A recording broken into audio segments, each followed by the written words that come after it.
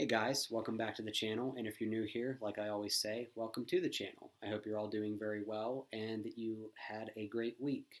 In today's video, I'm going to keep with the spirit of February being Retinitis Pigmentosa Awareness Month and talk a little bit about what it means to be low vision, legally blind, and thus a member of the blind community, and really dive into the concept of what I'm going to call the blindness spectrum or the spectrum of blindness.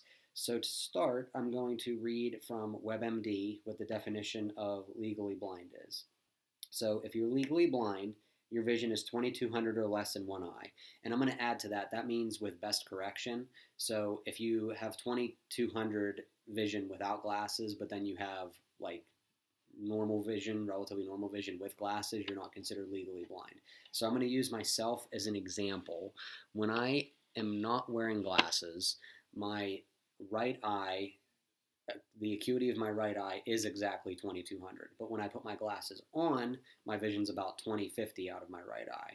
However, and I should say that that by itself does not qualify me as someone who's legally blind. However, when I look at my left eye is completely blind for all intents and purposes. I have what's called light perception, but basically it's an eye that's completely blind because of a full retinal detachment that I had a little over 20 years ago.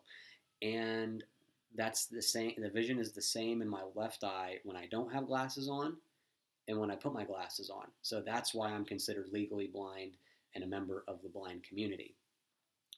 And then I should talk about a little bit more about my right eye. Even though I have 20/50 vision from an acuity standpoint in my right eye, I have tunnel vision because of the progression of my disease in my right eye. So I don't have a full usage of my right eye. I just have probably most of my central vision in my right eye and almost no peripheral vision. So I, because of that, qualify as legally blind and would say that I'm definitely on the I'm on the less severe side, I would say, of the blind community because there are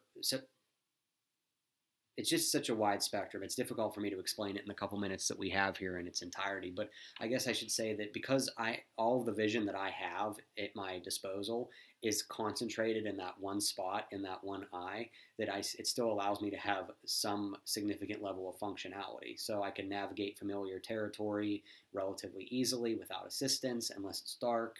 And, I can do certain things with relative ease because I have such a high concentration of vision in that one spot. There are people in the blind community that I know who have more usable vision than I do, and there's people I know in the blind community who have far less vision than I do.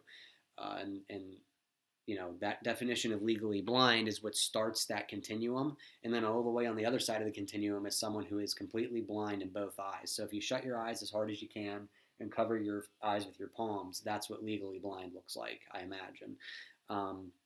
So it's a very wide spectrum. It's definitely a case-by-case scenario, how someone struggles with it from an emotional and a physical standpoint, what they can do from a functionality standpoint. I know I say standpoint a lot, but that's just kind of how it comes out.